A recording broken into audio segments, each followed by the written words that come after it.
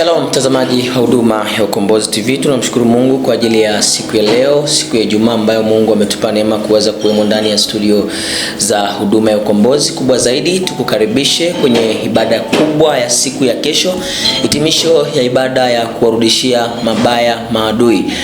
Siku ya kesho ufike ukumbini, tukarudishe mabaya kwa maadui zetu, wale wote ambao walitufanya maisha yetu yasiweze kuvuka mbele.